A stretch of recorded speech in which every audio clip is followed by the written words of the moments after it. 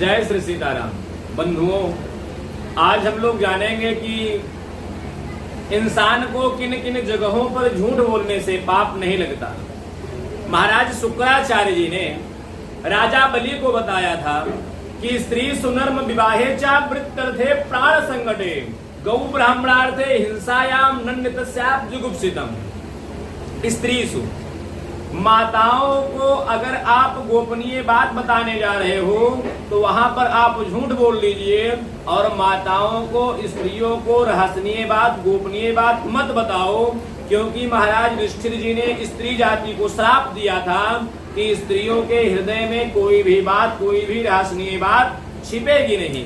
जब महाराज युधिष्ठिर जी को पता चला कि कर्ण हमारा भाई था, तब महाराज युधिष्ठिर जी ने पूरे स्त्री जाति को श्राप दिया था कि हृदय में इनके कोई बात बचेगी नहीं, ये किसी न किसी से अपनी बात कह ही देंगी। इसलिए अगर आपको लग रहा हो कि कोई रहस्यनीय बात, कोई गोपनीय बात आप स्त्री को बताना चाह रहे हो और आपके झूठ बोलने से आपका गोपनीय बात, रहस्यनीय बात बच सकता है, तो आप झूठ बोल दीजिए।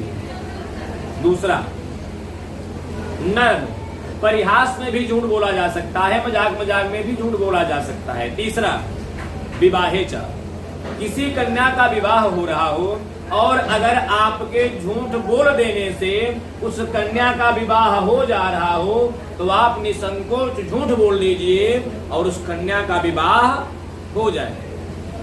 विवाहेचा वृत्यर्थे, अपने रोजी रोटी के लिए, अपने जीवन जीविका के लिए अगर आपको झूठ बोलना पड़ रहा है तो आप निसंदेह झूठ बोल लीजिए, आपके ऊपर किसी भी प्रकार का दोष नहीं लगेगा।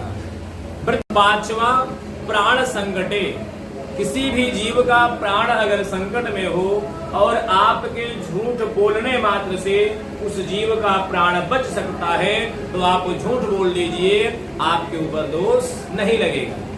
छठवां, गौ ब्राह्मणार्थे हिंसायाम, जहां पर गौ और ब्राह्मण की हिंसा हो रही हो, निंदा हो रही हो और आपके झूठ बोलने से गौ और ब्राह्मण की हिंसा और निंदा रुक सकता है तो आप झूठ बोल दीजिए, आपके ऊपर दोष नहीं लगेगा।